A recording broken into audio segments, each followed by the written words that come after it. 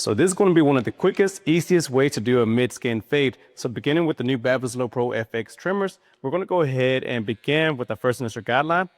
We're not going to be worried about creating a C-cup, so I'm going to go right below the vertical bar and lightly tap in my first initial guideline, making sure that I drop it down towards the back. Now, I don't really want to create such a drastic drop, meaning I don't want it to go down this much. I want to do more of a subtle drop towards the back to really allow the fade to contour to its head shape a lot better. And as soon as I create that guideline, I don't waste any time. I switch my clipper over, and now I'm just going to start debulking everything right below that line. Notice I'm not flicking out. I'm literally just laying the clipper flat, sliding up and down, right up to the line. The reason I don't want to flick out is because whenever I begin flicking out, especially if you're a beginner, you're not going to be able to stay consistent with the flick out, and you're going to end up cutting into an area that you don't want to cut into, which is then going to make you get lost within the fade. So by just sliding up and down, you're going to be able to stay consistent and know exactly where you're at. And that's going to be the same thing we do with each and every step, because now switching into the new Barber's Low Pro FX once, we're going to go ahead and open the lever, turn the clipper on, lay the clipper flat again, slide up and down,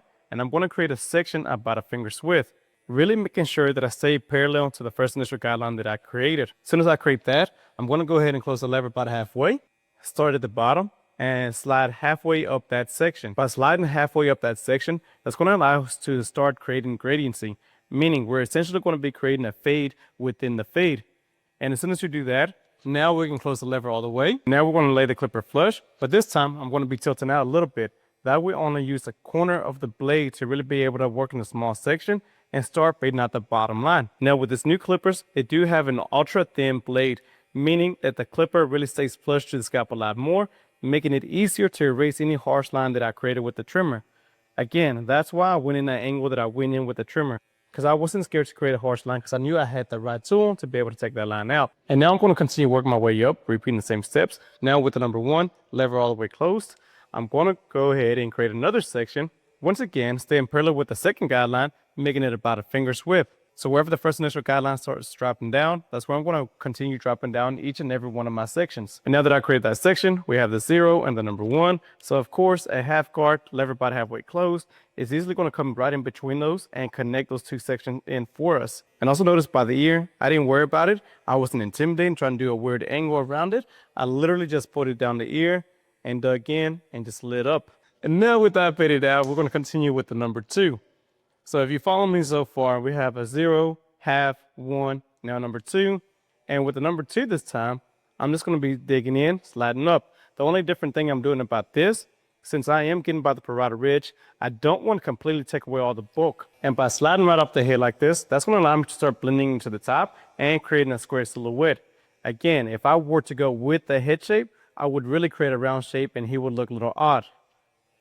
Or the shape would look a little odd, not him. And now in order to connect the number 2 into the number 1, we're going to be using the 1.5 to connect those two sections in together for us. And that way now, there we have a rough draft. The last thing we have to do is go back and detail any little spots that we see. So on him, we can tell that the temple area is a lot lighter than the back. And that's actually pretty normal. On a lot of people, the temple area is going to be the lightest and the back is always the most dense and darkest. So instead of focusing in the temple area, I'm going to be focusing in the back by the occipital bone and in the crown area. And the way that I'm going to be doing that is I'm really going to go back in detail, but spread out the blend a lot more.